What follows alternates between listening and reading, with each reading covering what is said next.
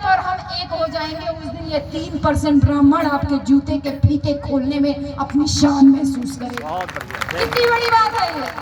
1948 में बोलते हैं बेटा, ये पिछड़ा वर्ग सम्मेलन में लखनऊ में कह के गए बाबा साहब, जैसे संत शिरोमणि गुरु रविदास महाराज कह के गए ना, पराधीनता पाप है जान ले उरे मी, तो वैसे बाबा साहब ने कहा SC ST OBC माइनॉरिटी अपनी ताकत का एहसास कर ले तो ये 3% ब्राह्मण आपके जूते के फीते खोलने में अपनी शान महसूस करेगा। पंडित जी को बात बुरी लग जाती है, वो नेहरू जी से कहते हैं कह दीजिए बाबा साहब से माफी मांगे, हमारे सम्मान को इतना बड़ा अपमान हुआ है, हमारे सम्मान को इतना बड़ा ठेस लगा है, माफी मांगे। बाबा साहब से माफी मांगने को कहा जाता है तो बाबा साहब क्या कहते हैं जानते हैं भाई? बाबा साहब कहते हैं नेहरू जी, मैं आपके मंत्रिमंडल में से मंत्री जरूर हूँ, लेकिन गलतफहमी में मत रहिएगा, मैं इस्तीफा दे दूंगा लेकिन माफी मैं कदापि नहीं मांगूंगा।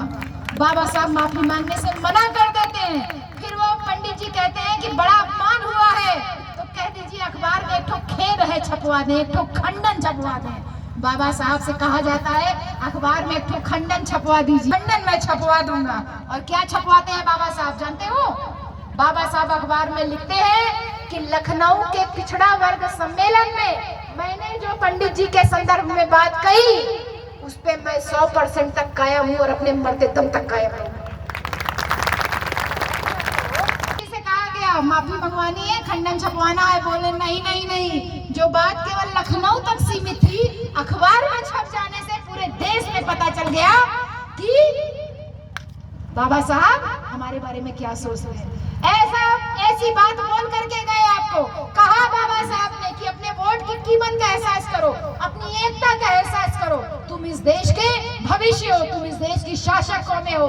ये कहा बाबा साहब ने कि जाके अपने घरों के दीवारों पे लिख दो, तुम इस देश की हुक्मरान कौम हो, तुम इस देश पे शासन करना है।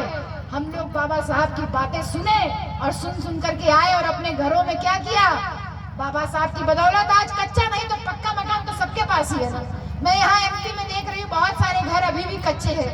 इन दीवारों पे बाबा साहब ने कहा था कि लिख दो तुम इस देश के राजा हो, तुमको देश में शासन करना है। आप लोगों ने अपने घरों की दीवारों पे क्या लिखवाया? ईमानदारी से बताओ क्या लिखवाया? श्री गणेशाय नमः। और क्या लिखवाया? शुभ लाभ, शुभ लाभ, शुभ लाभ। और क्या लिखवाया? धन धन सतगुरु एक तू ही निरंकार एक तेरा ही सहारा। हाँ? जो बाबा साहब ने सहारा दिया उनका कहीं नाम नहीं, और जो